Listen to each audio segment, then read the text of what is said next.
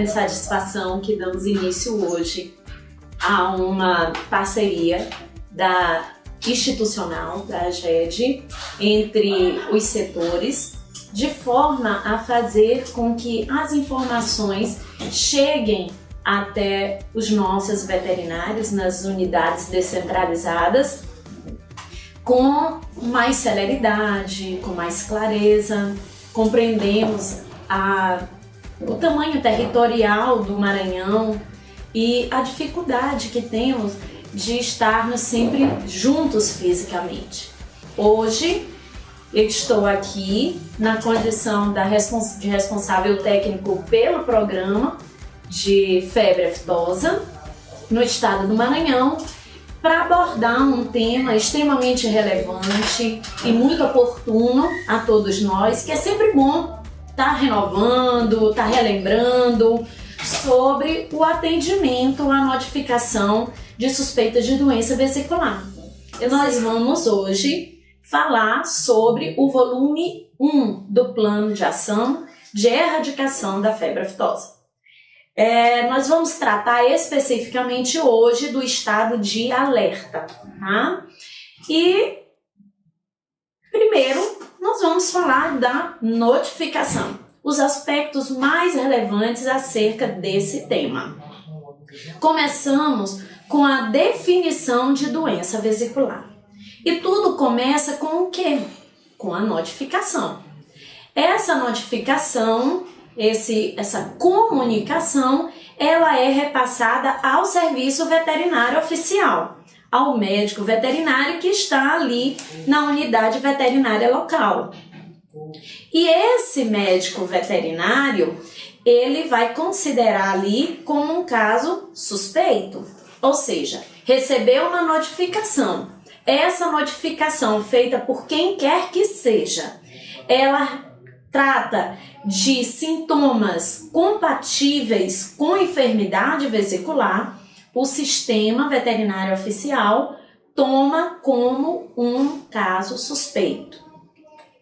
Daí a importância da rapidez do serviço veterinário oficial chegar até a propriedade. Chegando à propriedade, aí nós vamos trabalhar para ver se é um caso descartado ou um caso provável de enfermidade vesicular. Isso somente o médico veterinário oficial pode fazer esse julgamento através da análise epidemiológica e da sua investigação. E aí nós vamos passar para alguns conceitos, tá? Primeiro conceito, o que é um caso suspeito? Um caso suspeito é aquele caso que é notificado ao serviço veterinário oficial e cuja essa notificação avisa ao serviço que esses animais, esse rebanho, apresentam sinais compatíveis de enfermidade vesicular. Quais são esses sinais compatíveis? Feridas, né? Na verdade, eles são bolhas, lesões na boca, focinho, nas patas, no úbere das fêmeas, né? Animal mancando, animal babando muito. Qualquer lesão que caracterize, que lembre enfermidade vesicular e que o produtor chegue falando que ele está suspeitando que tem uma enfermidade vesicular na sua propriedade, a gente vai tratar como um caso suspeito. Depois, nós vamos para o caso descartado. O que é o caso descartado? É esse caso suspeito, mas o serviço veterinário se dirigiu até a unidade e observou que esse sinal ele não é compatível. A lesão ela não é característica de febre aftosa, de enfermidade vesicular. É, por exemplo, um trauma. O animal está salivando muito, está babando muito, porque a língua está ferida, porque está cortada por N motivos, tá? Ou ele tem alguma outra sintomatologia, está mancando. Tá, fui lá, cheguei, não tem nada a ver com vesículas características de uma enfermidade vesicular, e sim um trauma. porque pisou num toco, porque tem uma pododermatite, qualquer outro problema que esteja ali acometendo aquele casco e fazendo com que o animal claudique. Caso provável de enfermidade vesicular. O caso provável de enfermidade vesicular, esse conceito vem a partir da constatação pelo serviço veterinário oficial de que naquela propriedade realmente os animais estão com sinais compatíveis com enfermidade vesicular. Nessa fase, gente, nós não podemos dizer febre aftosa, ou estomatite vesicular, ou exantema vesicular dos suínos. Nós não podemos dizer isso. Por quê? Porque nós podemos até suspeitar de alguma enfermidade, mas nós não podemos caracterizar esse diagnóstico porque ele só é confirmado a partir de resultados laboratoriais.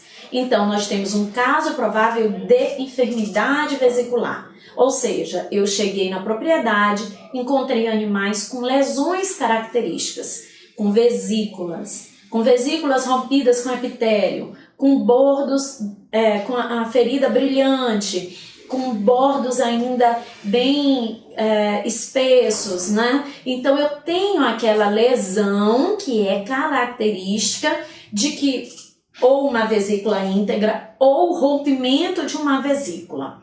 Mas eu não tenho como dizer, isso é febre aftosa. Entretanto, se no meu julgamento eu vejo que é um caso provável, eu tenho por obrigação que adotar as medidas de segurança já preventivas no caso de ser realmente um foco confirmado de febre aftosa.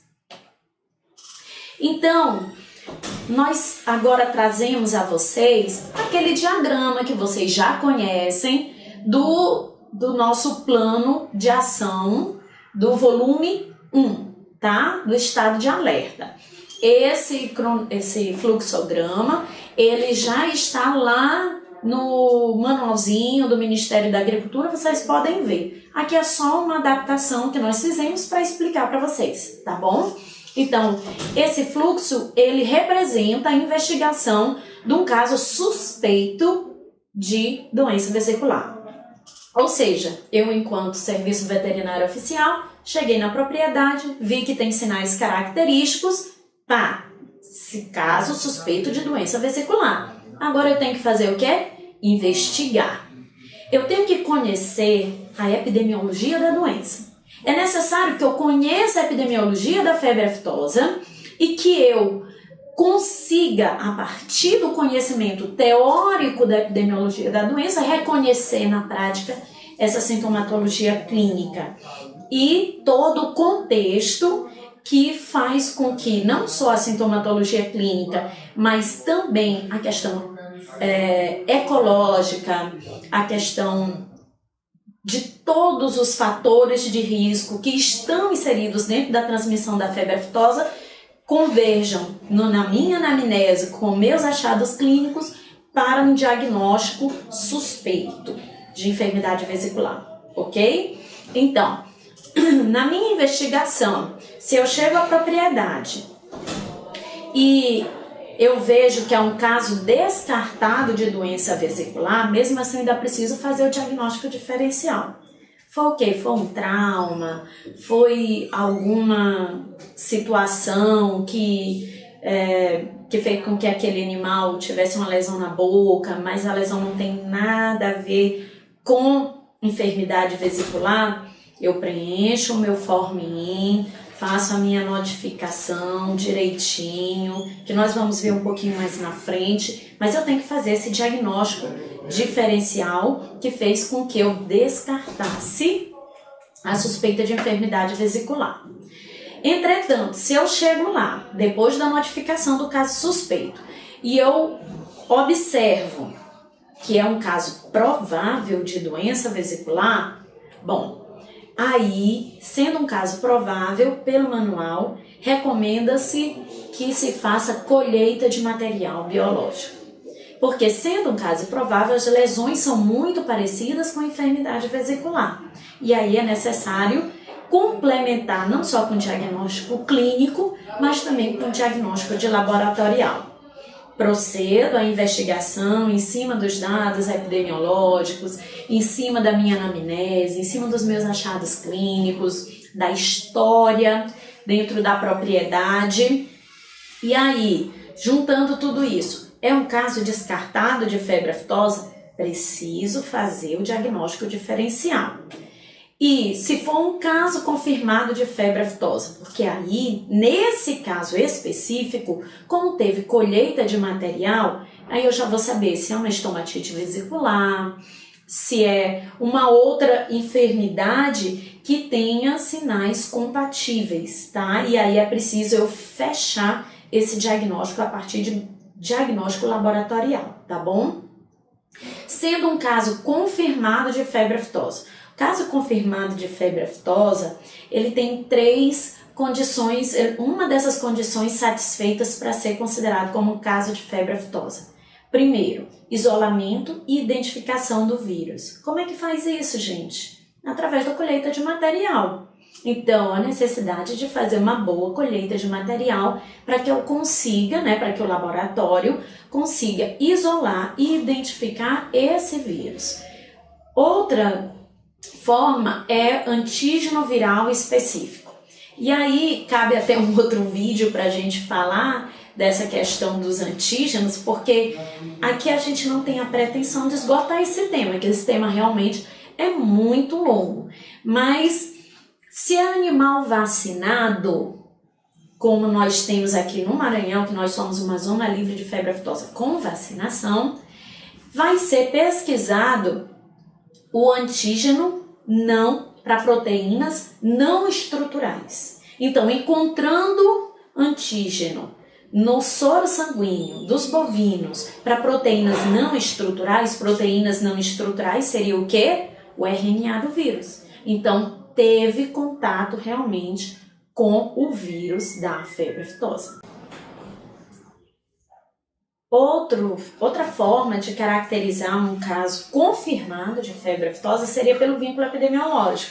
Então, nós temos uma propriedade que já tem o diagnóstico fechado, confirmado de febre aftosa, e outra propriedade apresenta vínculo com essa primeira, com esse foco primário, foco índice, que seria o quê?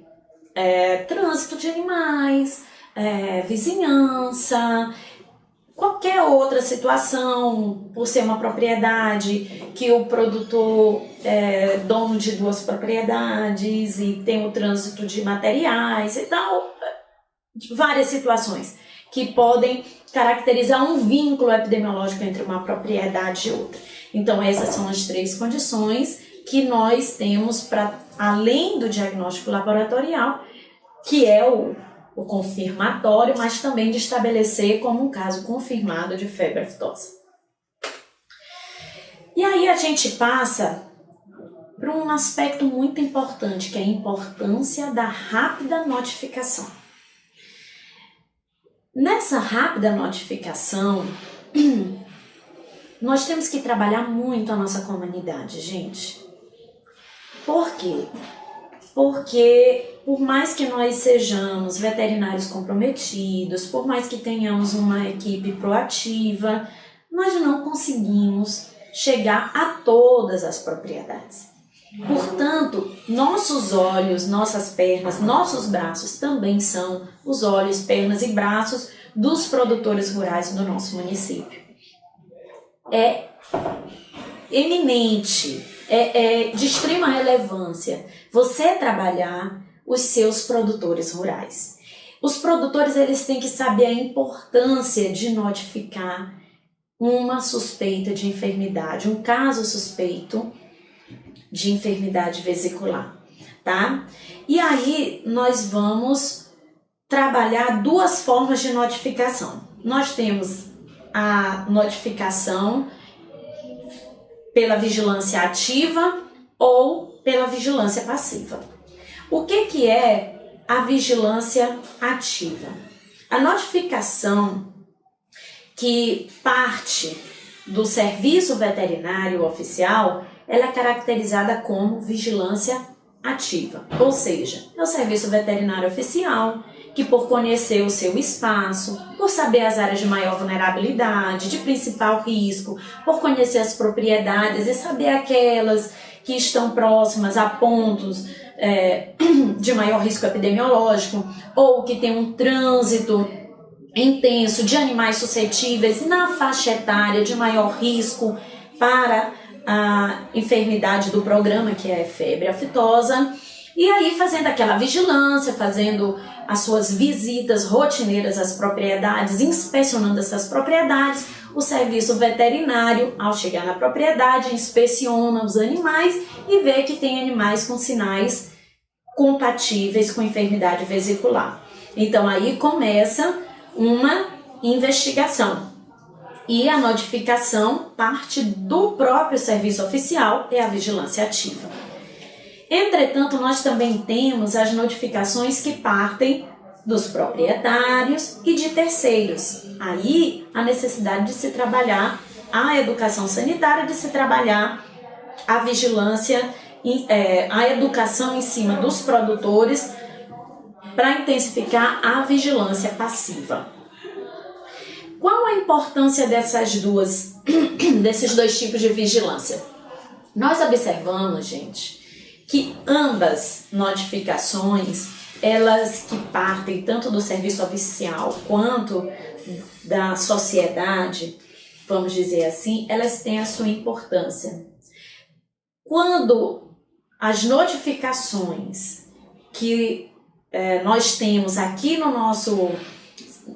nossa agência, né, nas agências, no país como um todo, elas são prioritariamente originárias do serviço veterinário oficial, isso mostra que o serviço oficial ele está atuante, então caracteriza uma maior sensibilidade do sistema de vigilância.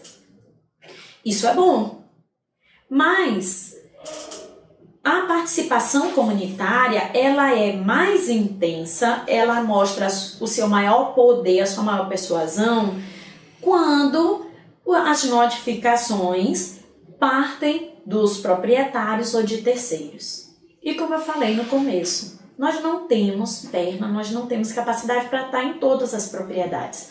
Portanto, a necessidade de estarmos cada vez mais trabalhando diuturnamente a comunidade, a população, para que faça essa notificação. Principalmente porque o Maranhão hoje é uma zona livre de febre aftosa com vacinação. E nós vamos retirar essa vacinação. Nós vamos nos tornar uma zona livre de febre aftosa sem vacinação. Vamos retirar a vacina, que é o principal mecanismo de prevenção da enfermidade nessa fase do plano, tá? Nessa fase em que nós nos encontramos. Retirando essa vacina, nós temos que estar preparados para ter mecanismos de intensificar essa vigilância e assim a gente vai contrabalançar a saída da vacinação por quem? Pelo controle de trânsito, pela vigilância e principalmente pela participação da comunidade. Nós temos que fazer com que o produtor compreenda a importância dele nesse processo, notificando cada vez mais. Nós precisamos aproximar o produtor do serviço oficial, sempre, mas principalmente nesse processo agora, nessa fase.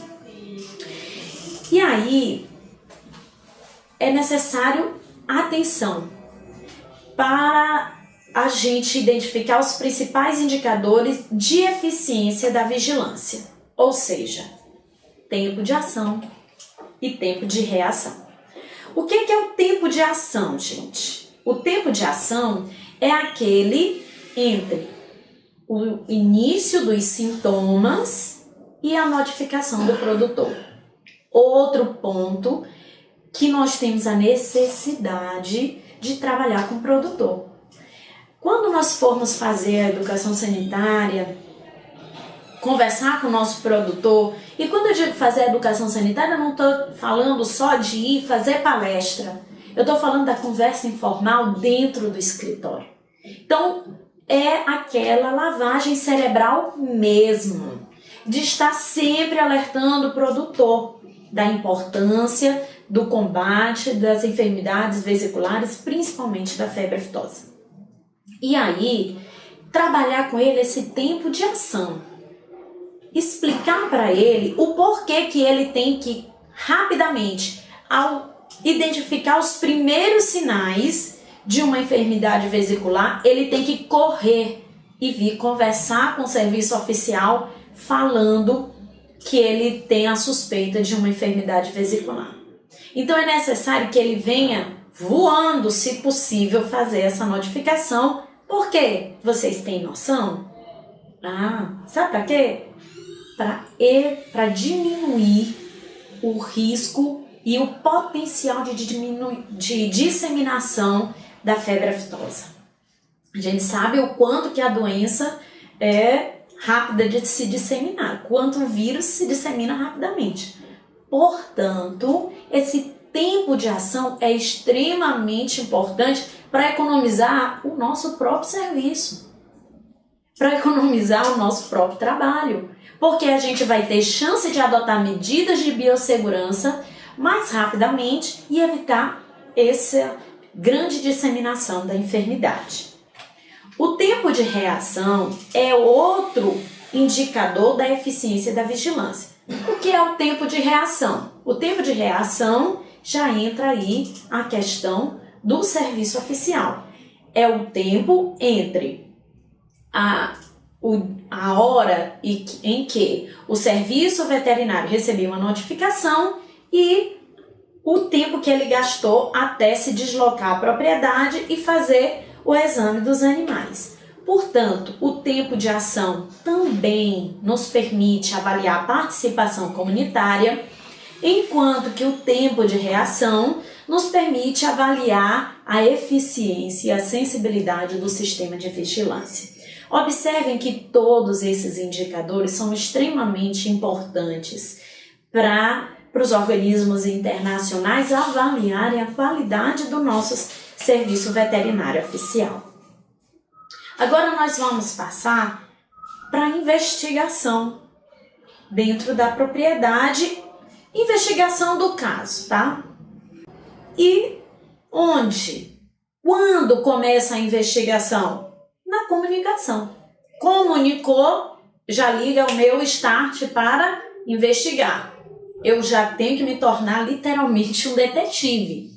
É atento, nós temos que estar atento a todos os detalhes. Porque aquele detalhe que a gente pode considerar menos importante, pode ser aquele que vai ser o nosso calcanhar de Aquiles, tá? E cabe também especificar agora, relembrar para vocês, que o prazo para atendimento a uma suspeita de enfermidade vesicular é de 12 horas. Então, recebeu a notificação, o serviço veterinário, dependendo do horário, ele tem que avaliar a melhor hora para fazer o deslocamento, mas não pode ultrapassar 12 horas entre o horário da notificação e o horário de atendimento. O que eu quero dizer com isso? Se eu recebo uma notificação já no 6 horas da tarde, eu não tenho como me deslocar com tempo hábil até a propriedade. Não adianta eu ir lá, porque eu vou chegar lá, já está de noite, eu não vou ter como inspecionar esses animais. Então, eu anoto registro a minha notificação e confiro todo o meu material, mas só me desloco à propriedade no outro dia pela manhã, tá? Para poder fazer o exame perfeitamente.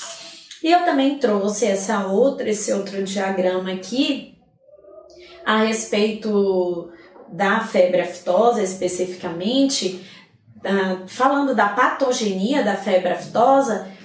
Por que eu trouxe isso? Porque como a gente vai tratar de investigação, vocês olham, assim, vocês reparem que em 15 dias o animal está curado completamente. Eu perdi a chance de fazer a minha colheita de material, por exemplo, para isolamento do vírus, tá?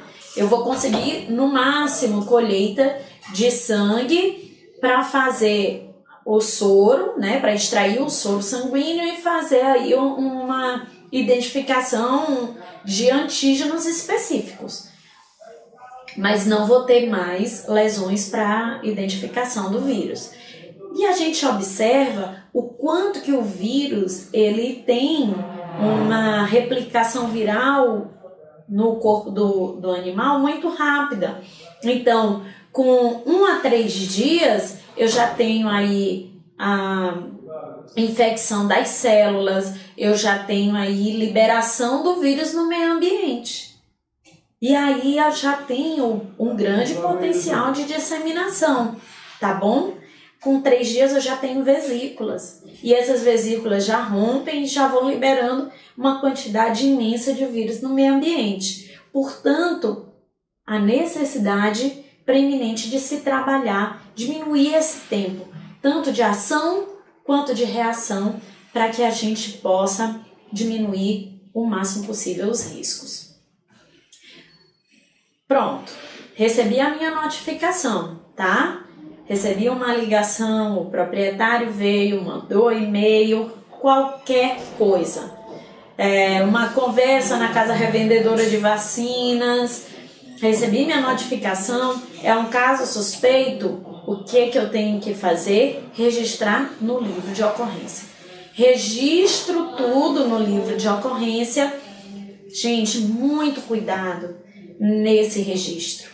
Anotar a data, hora da notificação, o tipo do notificante, ou seja, foi serviço veterinário oficial, foi proprietário, foram terceiros, o nome do notificante, também identificar quem fez essa notificação. Entretanto, a gente sabe que a notificação pode ser anônima, e aí tem que ser especificado que a notificação foi anônima. Registrar no livro o local. Registrar também, identificar o local, onde é que está acontecendo, onde foi essa notificação, qual o endereço da propriedade, quem recebeu essa notificação. Também fazer uma breve descrição da notificação, o que foi relatado, como foi relatado, tá? E colocar outras informações que o serviço, que o médico veterinário julgue importante para o caso. Registrem com o máximo de detalhes possíveis. Às vezes a gente tem a tendência a não redigir tudo. Entretanto, esse meu mau hábito pode se virar contra mim, tá bom? Então, muito cuidado. Registrem tudo no livro de ocorrências. E principalmente, né? Anotar a data e hora da saída para atendimento. Ah, Margarida, por quê? Porque é pela data da notificação, data e hora da notificação e data e hora da saída do atendimento que a gente vai ter como calcular o tempo de reação, tá bom? Entretanto, após fazer o registro no livro de ocorrências, eu não vou sair logo correndo para a propriedade, mesmo porque eu preciso me organizar. É necessário, gente, e é de extrema relevância, fazer o levantamento inicial das informações sobre a propriedade. Então, vão lá, peguem o cadastro dessa propriedade, analisem a movimentação. Por que analisar a movimentação? Movimentação, o trânsito animal é o principal mecanismo de disseminação do vírus da febre aftosa. E aí é necessário você saber de onde essa propriedade recebeu animais, quais espécies têm sido alvo desse trânsito, para onde essa propriedade enviou animais. Isso aí vai te dar uma noção de de qual raio de abrangência, de uma possível origem e uma possível disseminação dessa enfermidade. Então, o raio de abrangência, ok? Observa as últimas vacinações. Como é que foi? É uma propriedade que tem vacinado regularmente, não tem vacinado regularmente? Localização. Analisar, gente, a localização dessa propriedade. Não só onde ela está geograficamente localizada, no sentido de traçar os raios de ação, não. Mas em que contexto ela está localizada? Essa propriedade está perto de um ponto de maior risco? Essa propriedade é uma propriedade que está perto de uma barreira, por exemplo, de uma barreira epidemiológica, perto de um campo de soja, perto de outras propriedades que não tem animais suscetíveis, tá?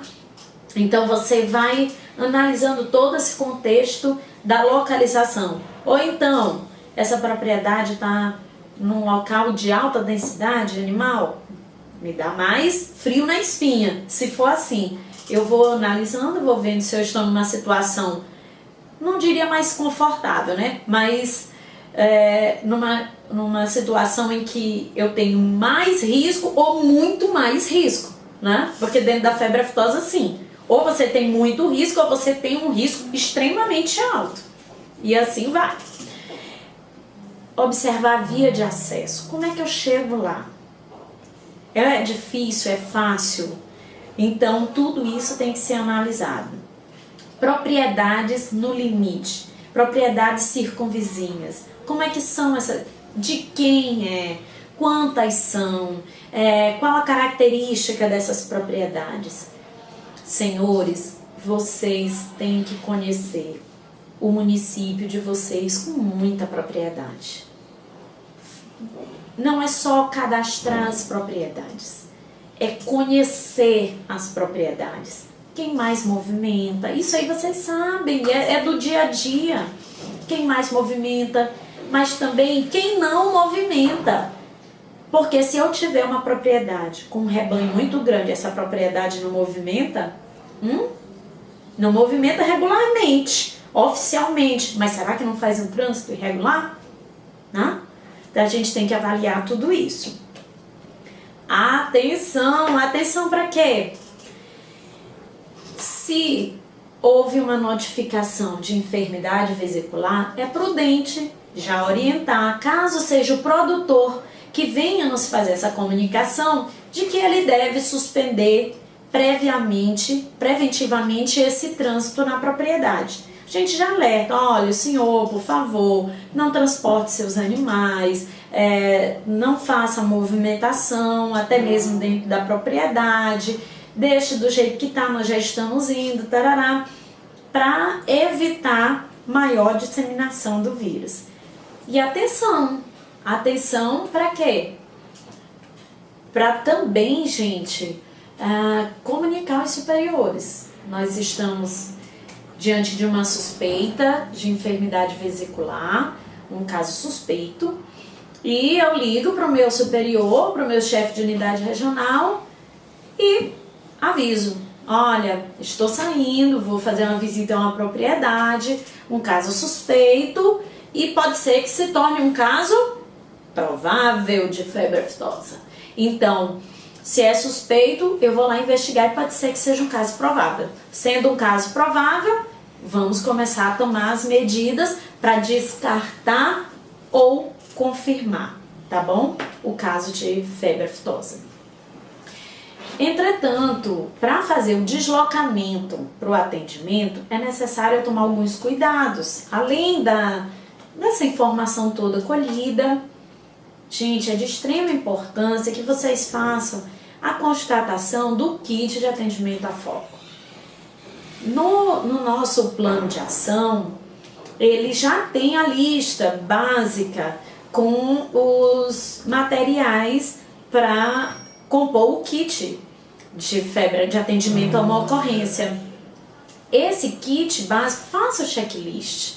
É até orientado, isso aí consta nas nossas normativas, que vocês façam rotineiramente a checagem dos itens desse kit, né? E façam a solicitação. Então, faz o checklist, observa o que tem, o que não tem. Por que fazer essa checagem? E essa checagem, ela deve ter uma rotina, né? Como eu já falei antes, para que no caso de eu ir fazer um atendimento, eu não seja pego, como se diz, de calça curta, né? E tenha algum material que esteja faltando. Então, faço a checagem, pego o meu kit, ponho no meu carro todo o material que seja necessário para fazer esse atendimento. E não posso me esquecer dos formulários. Form-IN, Form-SV, Form-LAB, termo de interdição de propriedade e a placa de interdição também, gente. Porque se eu vou fazer a interdição dessa propriedade porque é um caso provável, eu tenho que fazer a interdição, já tenho que adotar as medidas de biossegurança, tá? O deslocamento, como deve ser? O deslocamento ele tem que ser direto à propriedade. Saio da minha unidade, vou direto à propriedade. Não paro em outras propriedades, tá bom? Porque se eu parar em outra propriedade e lá eu encontrar um caso provável também, eu vou ter que fazer o atendimento ali e vou deixar o meu foco índice descoberto, tá bom? Então, direto à propriedade, até mesmo porque é importante, nesse momento, comprovar ou descartar esse caso, tá bom? Vou direto porque eu preciso confirmar ou descartar esse caso provável. E aí, nós vamos trabalhar agora com as ações na propriedade. Me desloquei, cheguei à propriedade. Cheguei à propriedade, onde é que eu vou estacionar meu veículo? Do lado de fora. Preferencialmente, deixar o veículo fora da propriedade. Não entrar para que o meu veículo não seja também uma fonte de disseminação. Entretanto, no caso de propriedades extensas, você adentra com o veículo à propriedade e estaciona na sede, mas não próximo onde os animais estão, onde os animais ficam, tá bom? Isso é uma das medidas primeiras de biossegurança. Se eu deixei o veículo do lado de fora, eu devo entrar na propriedade já paramentado. Ou seja, eu entro na propriedade já vestido, já com meu macacão, com as minhas botas, já com a minha máscara, de luvas, eu já entro todo paramentado, tá? Já entro pronto para fazer o atendimento. E com o meu kit completo, já checado na mão. Eu e minha equipe, tá bom? Aí o que nós vamos fazer? Nós vamos começar a inspecionar os animais. A quem eu inspeciono primeiro? Eu faço uma visita geral na propriedade? Ou eu vou direto aos animais? O que vocês acham? Isso aí, gente. Nós vamos direto até os animais, até o lote acometido. Por quê? Mais uma vez, o que se quer é, primeiro, descartar ou confirmar aquela suspeita clínica. Então, eu vou direto até os animais que são alvo dessa notificação. E também para identificar a idade dessas lesões. Identificando a idade das lesões, eu vou ter uma noção do provável início daquele foco. E a partir da análise do provável início, o que eu vou ter também, gente? O que? Eu vou conhecer o tempo de ação. o tempo entre o início, quando os animais apresentaram os primeiros sinais, e quanto tempo levou para esse produtor chegar até mim comunicando. Aí, ou eu vou ficar mais preocupada, né, porque já passou muito tempo, provavelmente já disseminou, ou eu vou ficar já extremamente preocupada. São duas opções. E aí, nós vamos tratar agora de quê? De investigação epidemiológica. Eu falei para vocês que na hora que a gente recebe uma notificação, a gente já se torna quase detetive, né? E é necessário ter esse olhar investigativo. É um olhar atento a todos os sinais, atento às pequenas nuances. E qual é a importância disso, dessa investigação? É fundamental o nosso julgamento. Vocês observem que eu tenho batido na mesma tecla. Nessa fase inicial, a investigação é extremamente importante. Por quê? Porque é ela quem vai fundamentar o nosso julgamento. É essa captura de informações, essas nuances que nós vamos colher na conversa, na anamnese dos animais, no exame clínico dos animais e na anamnese com o produtor, que nós vamos fundamentar o nosso julgamento e ter embasamento para descartar a doença vesicular ou confirmar sendo um caso provável. Portanto, muita atenção com relação à investigação. Investiguei, descartei a doença vesicular. Sintomatologia que não tem nada a ver com enfermidade vesicular. O quê? Uma denúncia falsa, uma doença não infecciosa, como por exemplo um trauma, uma intoxicação, uma lesão que não tenha característica macroscópica nenhuma com uma lesão vesicular. Ainda, uma doença infecciosa com quadro clínico incompatível com enfermidade vesicular, tais como varíola bovina, tá? Ectima contagioso. Então são características macroscópicas de lesões, apesar de serem enfermidades infecciosas, mas a característica da lesão é completamente diferente de uma enfermidade vesicular. Se eu tiver como colher o material, por exemplo, no caso de uma doença infecciosa que não tenha sinais compatíveis, eu ainda faço a colheita do material e encaminho para o diagnóstico, tá? Laboratorial, para que eu tenha o diagnóstico diferencial. Coletei material, eu volto direto para o escritório, para que eu remeta esse material o mais rápido possível, tá bom? Bom, mas eu cheguei na propriedade e vi que os sintomas, as lesões, elas são características de uma enfermidade vesicular. Portanto, é um caso provável de doença vesicular. Sendo um caso provável, o que é que eu faço? Colho o material, é a primeira coisa. Fiz exame clínico, as lesões são características de enfermidade vesicular, eu colho esse material. Qual é o material de eleição no caso de investigação de febre aftosa, gente? Qual é? Bom, é epitélio. Epitélio e líquido de vesículas é o principal material para ser coletado. Epitélio preferencialmente de quê? De boca ou focinho, tá? Se eu tiver material só de pata e úbere, o que eu faço? Eu vou ter que lavar.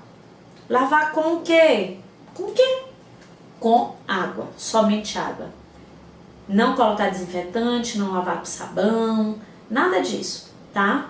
Pega, lava com água abundante para tirar aquele material e deixar o mais limpa possível, evitando contaminação secundária. Portanto, material de eleição, epitélio de boca e focinho, por ser mais limpo, mais livre de impurezas, tá? Qual o conservante que eu vou usar? Líquido de valer. Atenção ao pH, gente. 7.4, 7.8. Manter a fitinha de aferição do pH dentro do meu kit, para poder medir o pH do líquido de valer nessa hora, tá? Nós vamos inspecionar o maior número de animais, já que eu já estou na propriedade, faço a investigação geral, né? Atenção, animais jovens, por serem mais suscetíveis, tá? E também, o que eu busco nessa inspeção de vários animais? Porque às vezes ele notou, o proprietário notou a ocorrência num animal porque ele já está mancando, então a vesícula já estourou, já está uma lesão mais antiga. E eu tenho menos material de eleição para quê? Para a identificação de vírus, porque é uma lesão mais antiga. Entretanto, se eu fizer a vistoria na propriedade, eu posso encontrar outros animais com lesões mais novas. E aí eu tenho material de melhor qualidade para fazer o diagnóstico do meu caso, tá bom? Então, assim, fazendo a inspeção em maior número de animais possíveis, eu tenho mais chance de identificar lesões mais novas e ter material com mais chance para isolamento viral. O líquido esofágico faríngeo, ele pode ser coletado, mas acondicionado com meio de IRLI, e esse líquido esofágico faríngeo, ele deve ser colhido só em animais que já têm lesões muito antigas, tá? Porque aí já é a gente pode tentar um isolamento viral, mas já vai ser para animal com lesão antiga, não lesão recente. Soro também. A gente coleta não só para fazer a pesquisa de antígenos para a nossa enfermidade, mas também para fazer o diagnóstico diferencial. E através do soro é que eu vou ter capacidade de diferenciar se é uma infecção natural, se os anticorpos ali são por vacinação, são anticorpos maternos e também uma reação cruzada, ok? Ainda, num caso provável de febre aftosa, na minha investigação eu também tenho que proceder com o levantamento de informação. Outra etapa extremamente importante, tá, gente? Então, estou na propriedade, aprofundo a minha investigação. Vou questionar o produtor sobre todos os aspectos, tudo. E para isso é necessário a gente ter o conhecimento da epidemiologia da enfermidade.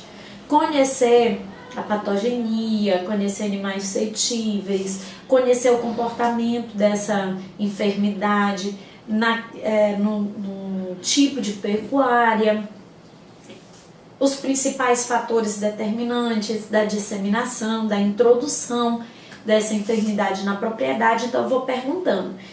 Essas informações, principalmente com relação a trânsito, não são só atuais, mas 30 dias anteriores. Nesse aprofundamento dessa investigação, eu vou tentar confrontar para chegar a informação do produtor com o meu exame clínico para chegar num provável início da ocorrência, tá? Então eu confronto a informação que o produtor me passou com a idade das lesões que eu encontrei no meu exame clínico. Também procuro investigar para identificar a possível origem daquela ocorrência. E a questão da movimentação animal é extremamente importante. Nessa fase, perguntar para o produtor sobre a movimentação animal, principalmente sobre o trânsito irregular. Deixar claro que ele precisa nos dizer Caso tenha entrado animais ali sem emissão de guia de trânsito, fazer com que ele confie no serviço, porque nessa fase a gente vai precisar muito da orientação dele, das informações verídicas dele, para que a gente consiga chegar à possível origem dessa ocorrência, tá? Outro aspecto extremamente importante quando eu estou lá na propriedade fazendo a investigação são as medidas de biossegurança. Atenção especial, gente, às medidas de biossegurança. Utilizei material nessa propriedade, eu recolho todo o meu material utilizado. Eu não deixo material espalhado no chão da propriedade, tá? Se a pessoa for confiável, você pode até pedir que ela incinere esse material na própria propriedade. Caso contrário, se você não sentir firmeza, pegue esse material e leve com você, tá? Porque tudo que a gente usou pode cair no meio ambiente e pode contaminar mais ainda, espalhando essa enfermidade, tá? A minha vestimenta que eu usei no atendimento, eu só tiro fora da propriedade. E na retirada eu tenho que adotar todas as medidas de limpeza e desinfecção desse material. Lavar previamente e desinfetar com os desinfetantes apropriados o meu material que eu usei, tá? Eu tenho que fazer a retirada do meu macacão. Esse macacão já fica dentro de um saco específico. Esse saco ele vai ser também desinfetado, colocado dentro do carro e levado direto para a unidade. Não vamos mais em propriedade nenhuma, não fazemos visita em propriedade nenhuma. Orientar o produtor que aí, sendo um caso provável, o trânsito está proibido a partir de agora. Aí é necessário avaliar risco, tá? Então, proíbe o trânsito, avisa para ele que ele não pode mais deixar nenhum animal entrar, sair e nós vamos tomar as medidas pertinentes. Desinfetar o nosso veículo, desinfetar todos os utensílios, todo o material que foi usado naquele atendimento. E outra coisa, suspender o trabalho com maquinário dentro da propriedade, para evitar também a disseminação, a entrada de máquina, saída de máquina, levantamento de aerosóis, proibir visitas, avisar o produtor, meu amigo, esse aqui é um caso provável de doença vesicular, portanto, não permita que seus vizinhos venham aqui ver o que é que está acontecendo. O senhor também não vai sair e vai em outras propriedades, tá bom? Porque isso aí a gente sabe que nós mesmos podemos ser uma fonte de disseminação de enfermidade. Outra medida extremamente importante, gente, é limitar o número de trabalhadores que lidarão com aquele lote acometido. Portanto, dizer ao produtor que aquele lote que está doente, esses animais que tiveram material colhido, eles vão ser identificados, eles vão continuar tratados, sendo tratados, alimentados, e o número de servidores que vão lidar com esses animais, eles têm que ser diminuídos. Então, eleger tais tratadores vão lidar com esse gado aqui. E nenhum outro vai mais mexer, do mesmo jeito que esses que estão tratando desse rebanho acometido com um caso provável de enfermidade vesicular, ele não vai lidar com outros animais que porventura estejam sadios, sem sintomatologia. Eu trouxe aqui, gente, um diagrama para vocês, também disponível lá no Plano de Ação volume 1, tá? Em que fala da patogenia da enfermidade, da febre aftosa. Então, nós observamos aqui, gente, que onde eu tenho o maior número de lesões coincide com o pico da replicação viral. A gente observa aí no gráfico e nessa curva vermelha, e aí é a essa fase que nós temos o momento crítico para a colheita de material para isolamento viral. Lesões mais antigas, vocês observam que é inversamente proporcional. Quanto mais aumenta o número de vírus, é quando você menos tem, que é essa linha tracejada em azul, anticorpos. Lógico, né? O organismo ele está ali se confrontando com a enfermidade, ele não apresenta resistência imunológica, então o vírus cresce, a multiplicação viral cresce. Entretanto, à medida que os anticorpos vão crescendo, o que é que vai acontecendo? Vai diminuindo a concentração viral. Então é inversamente proporcional. Anticorpos aumentam, número de vírus diminui. A gente observa ali a partir do 14º dia como sendo o período mais indicado para a colheita de material sorológico para fazer a pesquisa de antígenos específicos. Atenção, muita atenção agora, tá, gente? Tem algumas considerações que eu vou fazer para você sobre investigação. Então, espécie mais suscetível são os bovinos, são a espécie mais suscetível à febre aftosa. Entretanto, nós estamos numa zona livre de febre aftosa com vacinação, animais que já vêm vacinados, né, ao longo dos anos. Então, nós não tenhamos a pretensão de chegar para atender um caso suspeito, né, de febre aftosa e encontrar a sintomatologia clássica. Você nem sempre vai encontrar a sintomatologia clássica, a não ser que sejam animais mais jovens, né, porque tiveram menos oportunidade de vacinação.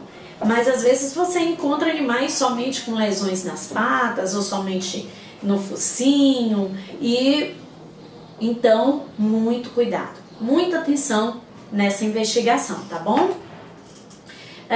Lembrar, animais vacinados têm sinais mais brandos, sinais menores. Os suínos são o quê? A espécie mais sensível, tá? Apresenta uma forma mais grave. Suíno acometido por febre aftosa morre, tá? Ele é um replicador. O vírus se multiplica numa velocidade, numa quantidade muito superior aos bovinos.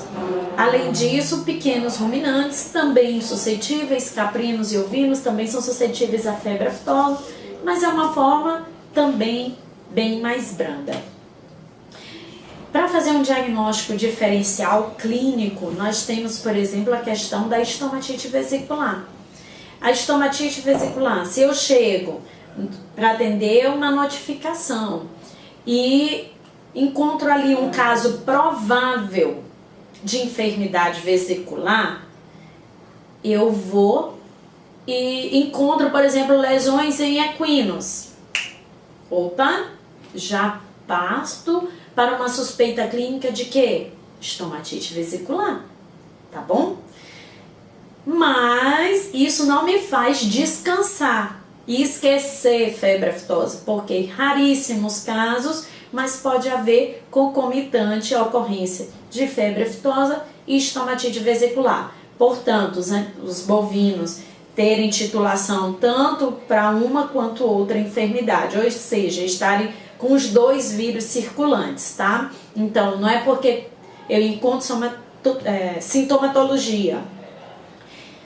Então, não é porque eu encontro sintomatologia em equinos que eu vou primariamente descartar e me despreocupar de ser um foco de febre aftosa, tá bom? Colheita de material para fazer diagnóstico diferencial.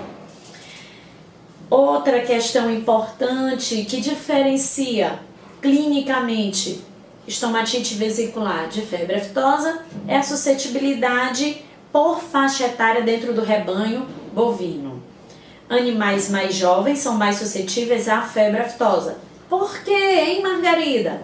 menos oportunidade de vacinação, gente, só por causa disso. Estomatite vesicular acomete mais quem? Bovinos adultos, tá bom? Prioridades. Vamos lá. Na minha investigação, eu tenho que estabelecer, nós já vimos, e eu vou repetir mais uma vez para eu mesma não esquecer, tá bom?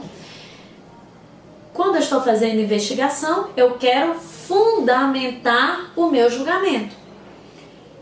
E a gente tem como extremamente importante a idade das lesões.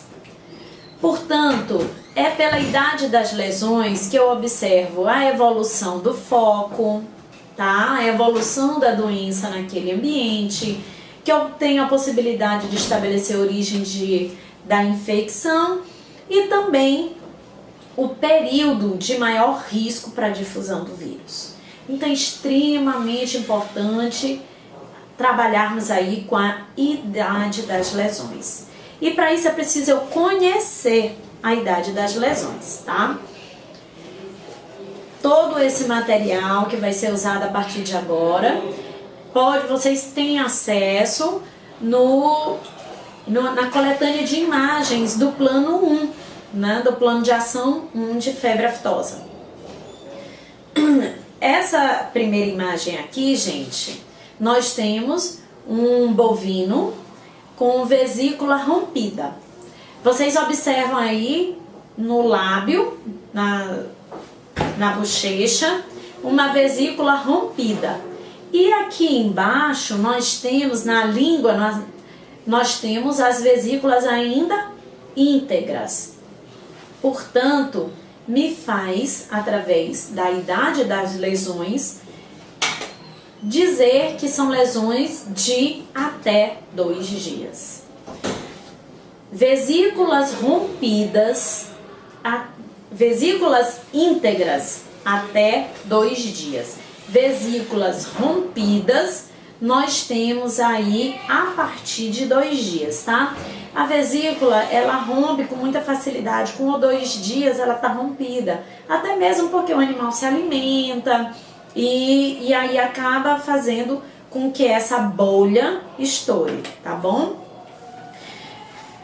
Quando eu já tenho uma lesão, como essa aí de língua, em que eu tenho uma vesícula rompida, eu ainda tenho epitélio grudado nos bordos dessa lesão, e o assoalho dessa lesão é vermelho brilhante, eu tenho uma vesícula que estourou recentemente.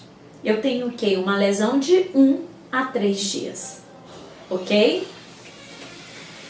Quando eu já me deparo com lesões com esse aspecto, em que eu tenho um assoalho ainda vermelho, mas iniciando o depósito de fibrina, e eu observo que eu não tenho mais epitélio fixado no bordo, mas o bordo da ferida ainda é vivo, eu tenho lesões características de 3 a 7 dias.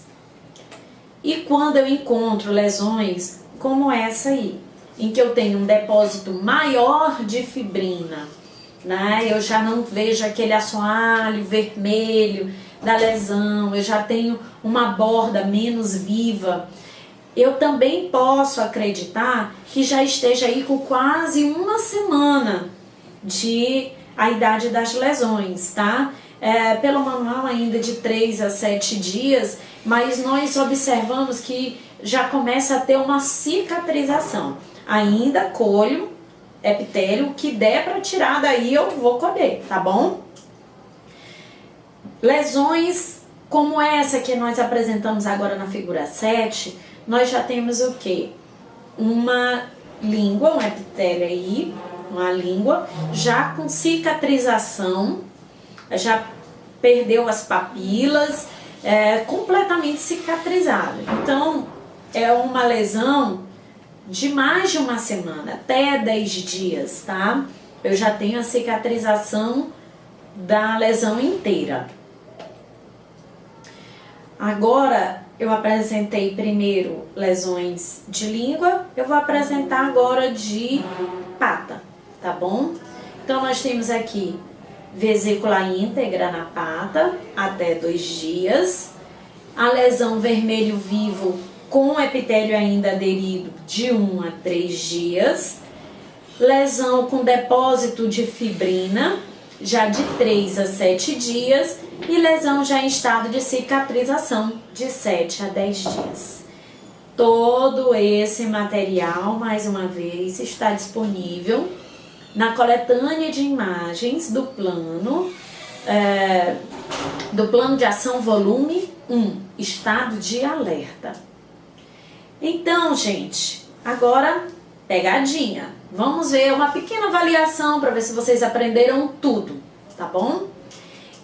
Eu sou o veterinário e aí chego na propriedade e encontro animais nesse estado, tá? Eu tenho animais com lesões de boca, em que eu tenho ali epitélio, bolhas íntegras, né, vesículas íntegras ainda, lesões de 2 dias, né, até eu tenho ali outros animais com o quê? Com os cascos já em estado de cicatrização, ou seja, uma lesão antiga. Aí eu pergunto, qual a data provável do início do foco? Eu vou levar em consideração, gente, as lesões mais jovens ou as lesões mais antigas? Eu vou levar em consideração as lesões mais antigas. São essas que me dão uma noção da provável origem do foco. Por isso é necessário investigar, fazer a inspeção no maior número de animais possíveis. Porque no rebanho eu posso encontrar animais com lesões mais antigas, que não apresentam material de eleição para identificação viral, mas que vão ser extremamente importantes para me caracterizar o início da doença, o tempo de ação, o tempo entre o início da doença e a notificação. Entretanto, eu tenho que investigar, eu tenho que procurar, examinar clinicamente o maior número de animais possíveis, porque eu vou em busca das lesões mais jovens. E essas lesões mais jovens são aquelas que vão me permitir uma melhor colheita, um material mais fresquinho, né? E a possibilidade maior de identificação viral. Portanto, eu tenho que coletei meu material, tomei medidas de biossegurança, volto para o quê? Para minha unidade. Direto para a unidade. E lá, gente, é necessário tomar essas medidas aí. Nós vamos comunicar o resultado à equipe da UVL e coordenadores, aos nossos superiores. Vamos finalizar o preenchimento do livro de notificação, instaurar o estado de alerta, levar a comunicação ao superior, que vai comunicar a equipe de emergência estadual e começar a trabalhar com as inspeções das propriedades que têm vínculo epidemiológico com aquela suspeita, com aquela propriedade foco. Ainda vamos preparar esse material, preparar a documentação, FormSV, preparar o Formlab, fazer a comunicação para a Rosiane, né, da epidemiologia. Vamos preencher toda essa documentação, lavrar todos os termos. Pega esse material, encaminhe o mais rápido possível para a unidade central, para que a gente encaminhe para o laboratório de referência para fazer o diagnóstico, confirmando ou descartando o foco de febre aftosa. Além disso, mais uma vez reitero, manter a proibição de movimentação de animais, aprofundar a análise do trânsito nos últimos 30 dias, a partir dessa anamnese lá na propriedade, ver propriedades que tenham vínculo, propriedades que estejam relacionadas com aquela propriedade de foco índice, e daí a gente vai vendo, conhecendo as possíveis formas de disseminação dessa enfermidade. Além disso, informa as unidades veterinárias vizinhas e manter o monitoramento do rebanho suspeito, fazendo o acompanhamento pelo Formicom, tá bom? O estado de emergência sanitária é um outro capítulo, é o plano de ação 2, é outro vídeo que vocês vão possivelmente ter esse encontro conosco mais uma vez. Esse é o final do nosso vídeo. Agradeço a oportunidade de estar aqui falando, abordando a febre aftosa. Aqui vai ficar o nosso contato de e-mail. Me chamo Margarida Prazeres, sou a responsável técnica pelo programa de febre aftosa no estado do Maranhão, programa de prevenção e erradicação da febre aftosa. E estamos disponíveis aí para dúvidas, sugestões, esclarecimentos. Precisamos muito da contribuição de vocês para outros vídeos, né? Outros assuntos de interesse de vocês. Muito obrigada, até mais!